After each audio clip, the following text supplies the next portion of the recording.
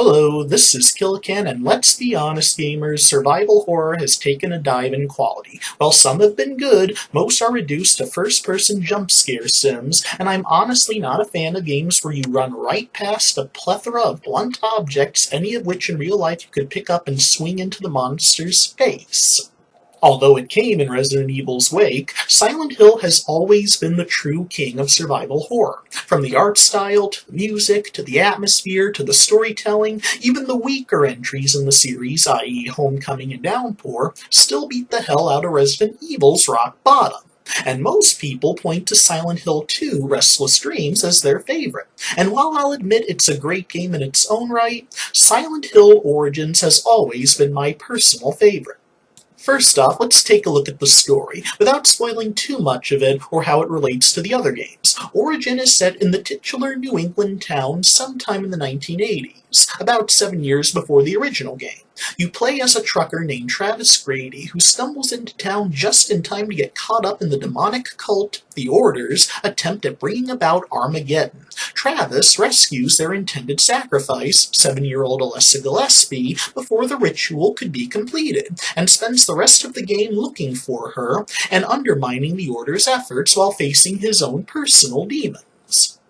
As in all Silent Hill games, the otherworldly forces possessing the town use the main character's psyche against him. Feminine monsters intended to target Travis's sexual tensions and loneliness. Invisible men in straitjackets whose shadows can be seen in a flashlight beam, embodying Travis's fear of the insane asylum in which someone he loved was once kept. A pyramid head-ish monster, the Butcher, symbolizing his fear of facing his own past, as well as boss battles against demonic incarnations of his boyhood tragedies.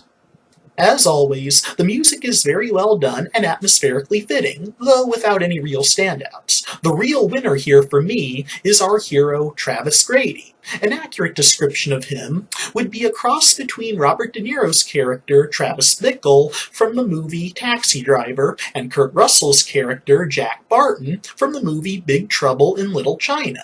He has the insomnia and emotional turmoil of Travis Bickle, but Jack Barton's courage and amiability. Like Bickle, he's fixated on saving a girl in desperate need of rescuing, but like Barton, he unintentionally blundered into trouble up to his eyeballs.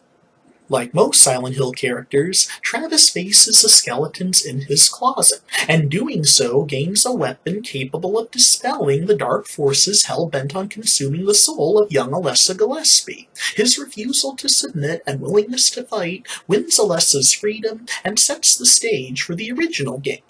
Travis is by far the most heroic of Silent Hill's heroes. He wasn't there to find a dead or missing loved one. He wasn't a convict or a runaway mental patient with a warped sense of reality, just a Joe Average who stumbled into trouble and wouldn't leave until he had set things right. Truckers, whatever you may think of them, are the closest thing we have to cowboys these days, and although by accident he ended up playing the part of the lone drifter, riding into town on a steel horse, not exactly St. George, but the only white knight Silent Hill was ever likely to get.